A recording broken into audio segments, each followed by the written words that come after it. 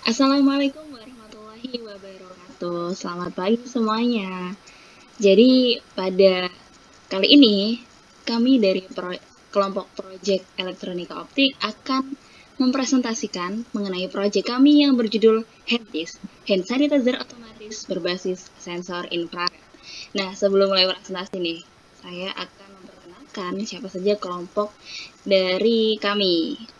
Dari saya sendiri, yaitu Fatima Azharo, dengan NRP 047.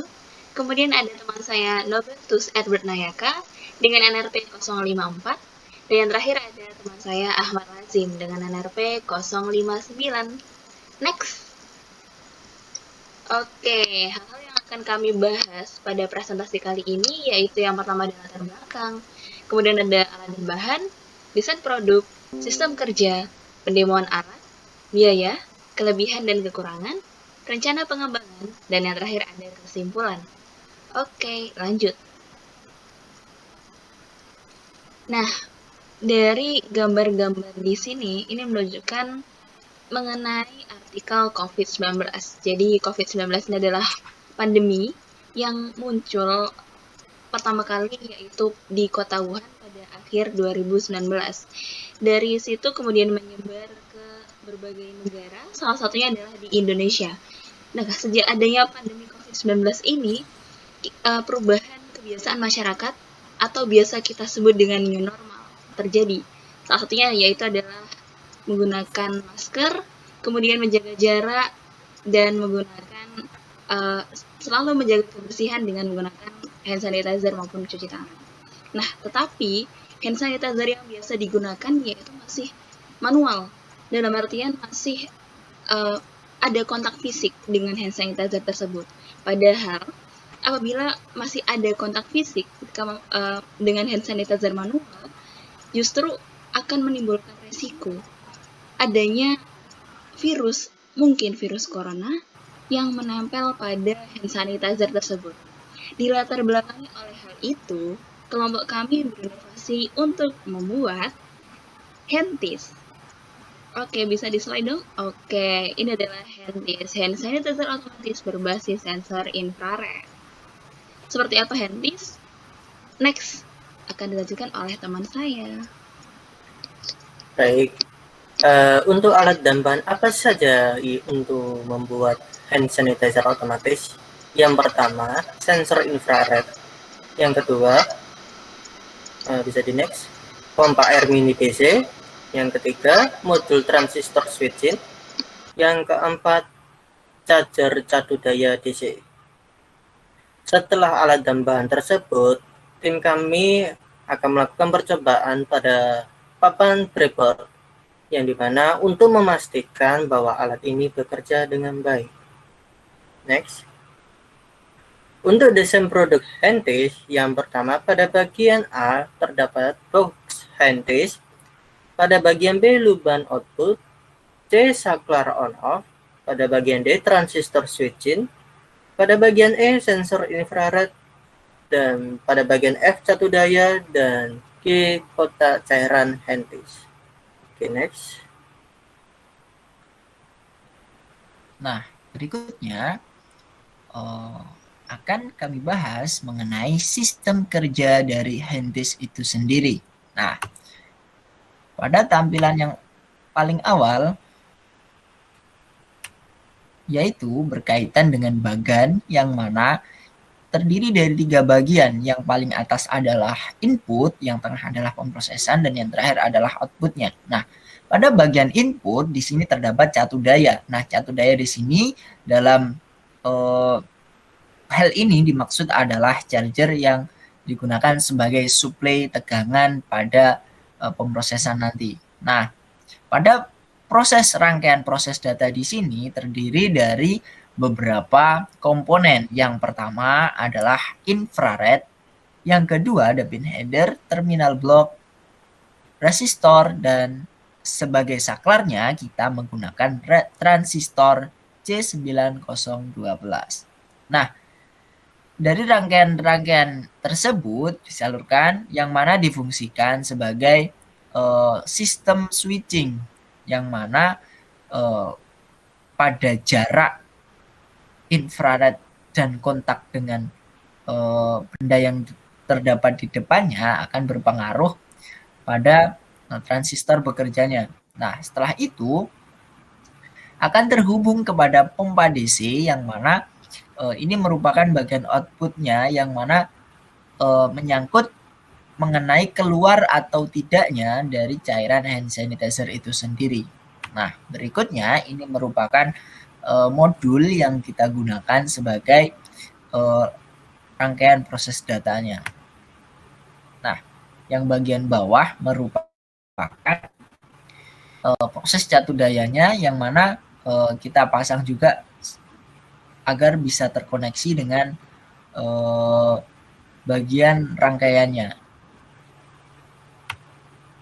Sehingga kita dapatkan rangkaian sederhananya seperti yang tertampil di paling pojok paling atas, dan yang sudah kita lakukan pengujian pada papan breadboard tadi, sehingga kita bisa tinggal melakukan perangkaian secara keseluruhan dan kita masukkan ke dalam box yang sudah kita buat. Nah, selanjutnya setelah kita berhasil melakukan pengujian pada breadboard dan kita sudah berhasil merancang dan mengemasnya di dalam suatu box, maka kita melakukan pendemoan atau percobaan secara nyata, yaitu dengan video sebagai berikut. Oke, selanjutnya kita akan mengulas tentang alatnya. Nah, ini merupakan sebuah box kecil yang mana di dalamnya terdiri dari berbagai macam komponen yang digunakan sebagai bahan dasarnya. Nah, kemudian di sana terdapat charger yang mana difungsikan sebagai catu dayanya yang terhubung ke sini, teman-teman. Nah, selanjutnya ini digunakan sebagai tempat keluarnya hand sanitizer-nya nanti, dan sinar di sini yang berwarna merah ini merupakan sinar infrarednya. Nah, selanjutnya akan kita langsung saja coba untuk mensimulasikan yaitu dengan memberikan sebuah beban di depannya atau sebuah hambatan di depannya sehingga dapat mengalirkan keluaran. Nah, mari langsung saja kita coba.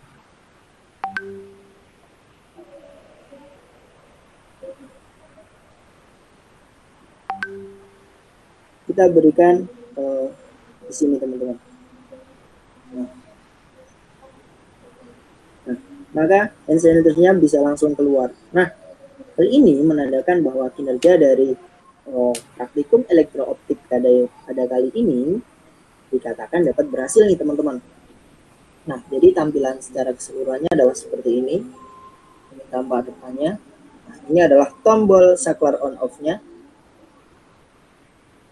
Sehingga untuk tampilan dan planning ke depannya difungsikan sebagai pengembangan masyarakat yang nantinya akan kita distribusikan ke berbagai tempat dan akan kita jual, teman-teman. Nah, mungkin itu. Nah, setelah dilakukan pendemoan tersebut, maka langkah selanjutnya adalah kita akan melakukan analisa biaya terkait dengan seberapa efektivitas-kah alat ini untuk diterapkan nantinya. Nah, untuk estimasi biaya di dalam pembuatan handtis ini sendiri, yang pertama adalah sensor infrared sendiri dengan jumlah 1 unit dan harganya adalah Rp8.000. Nah, yang kedua ada modul transistor. Nah, modul transistor ini jumlahnya juga 1 unit dan harganya adalah Rp6.000. Yang ketiga ada pompa DC, jumlahnya juga 1 unit yang digunakan untuk keluar penyedot dari hand sanitizer itu sendiri, apakah nanti keluar atau tidak. Nah, itu harganya adalah Rp20.000. Yang keempat adalah komponen tambahan, misalnya ada pin header, ada kabel jumper, ada resistor. Nah, estimasi biayanya adalah Rp5.000. Dan yang kelima adalah charger, yaitu dengan harga Rp20.000. Nah, sehingga setelah kita melakukan penjumlahan total, maka estimasi biaya yang kita butuhkan yaitu sebesar Rp59.000 untuk pembuatan 1 unit alat handis. Setelah melakukan proyek handis, terdapat kelebihan dan kekurangan dari handis, hand sanitizer otomatis. Kelebihannya adalah yang pertama, segi ekonomis lebih hemat, segi penggunaan cukup mudah, dan alat ini dapat dioperasikan di berbagai tempat dan dapat digunakan banyak orang. Lalu kekurangan apa saja? Yaitu yang pertama, catu daya masih berbasis kabel, sehingga harus didekatkan dengan sumber listrik. Next.